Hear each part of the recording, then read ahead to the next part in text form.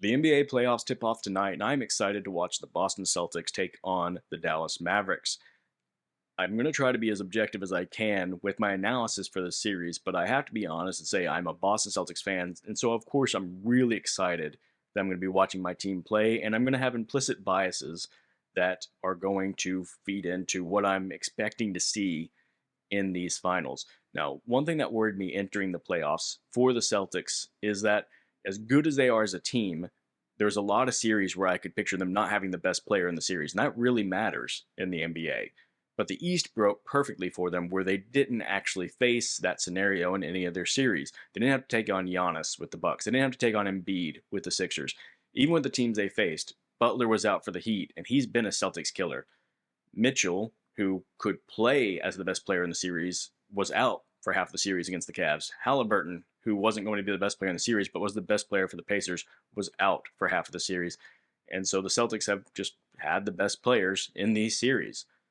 The Mavs is going to be the first team they face where they have the best player in the series. Luka is going to be, I think, objectively the best player in this series. What he can do on offense, where there's really no good solution for him because he can score at every level, he can pass the ball anywhere, and he just manipulates the defense. He's a genius on the floor at moving the chess pieces.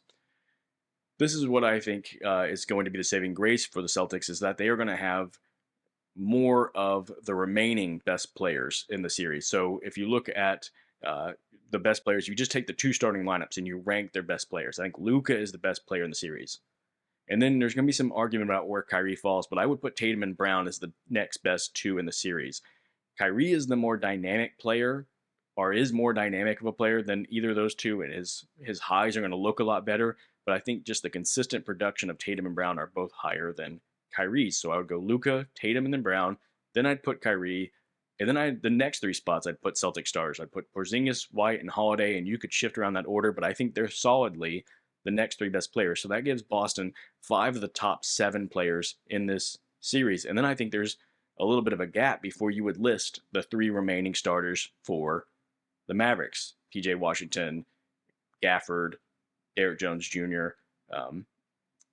And then the bench you could have arguments about, but really these games come down to your top players. And even though the Mavericks have the top player, Celtics have a more top heavy roster. Luka is definitely the most valuable player in this series. However you want to define valuable, I say he's the most valuable player in the series because I believe Boston can withstand a bad Tatum game and other guys can step up. I'm not sure that Dallas can withstand a bad Luka game. If Luka has an off game, it's really hard to imagine Dallas actually winning that game. So let's look at the top 2 players for Dallas. Let's just say, for argument's sake, that Luka and Kyrie are have it going in this series. Let's say that they combine for 60 points per game. That's actually a little high because together they're averaging right now in the playoffs 51.6.